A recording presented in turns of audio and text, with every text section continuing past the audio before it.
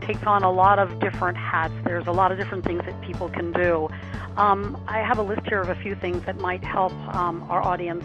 The first one is strategic videos given by leadership. 3 to 5 a week. It's a commitment on leadership's part to be able to engage the folks on the floor strategically with the company goals, whether the videos are talking about growth or new products or new services. Could be holiday ramps, internal promotions, even a specific organizational challenge, telling people, hey, we've got a challenge here, and getting their input on a discussion board.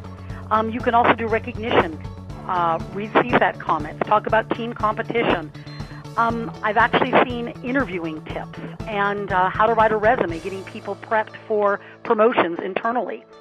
I love when people ask me about annual picnics and happy hours and birthday parties. You absolutely can do them inside the virtual work at home space. You just set a time. They can do it by teams or by times, and people get their food. They play games, computer games, video games, and they also can play music. They let their hair down. This, by far, is probably one of the biggest things I've seen be truly successful in engaging employees, whether on the clock in something that's a team picnic during work hours or even for happy hour after work. The goal of work at home is to actually evoke the same type of feeling and emotion that they would have if they worked in a brick and mortar. You can do team building exercises by a small team planning the social event or developing slides for a training roundtable. You can work on a process gap together, a small group of people. You can teach your leaders how to use their emotional intelligence and to identify when people need to be contacted. The phone needs to be picked up, and people need to connect with another human being so they get that brick and mortar feeling. So your supervisors need to be highly engaged.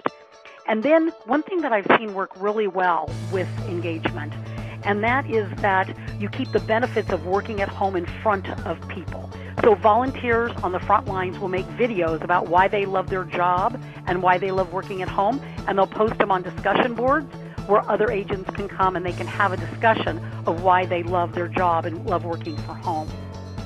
Peer-to-peer coaching. You can do that in a virtual environment. There's so much that can be done to engage employees. What you want to do is try to mirror what you do in brick and mortar. And if you're stumped as a leader, ask the folks on the front lines. They're already thinking of great ideas that they can do. They're just waiting for someone to ask them. Peter, what have you seen in the space as far as engagement? Well, you know, it's interesting, Vicki. I think that you have really hit the ball out of the park with what you've seen, what you've been involved with. And I think that your examples are very pertinent when it comes to involving home agents in perhaps some of the more value-add elements, as you say, you know, getting a group of them together virtually to solve a problem or to help refine a process or to help come up with perhaps a new process to make the business better or to make the employee experience better within an organization.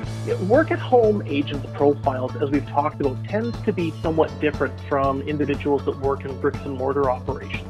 And I think that what you will find, I think anybody will find when they're looking at how best to engage with the ideal or typical work-at-home agent is to give them a challenge, let them work together virtually on that challenge, and that job satisfaction, that intrinsic reward they'll get from something like that will go a long way in terms of retaining them and making them want to do their job even better than they've been doing it before.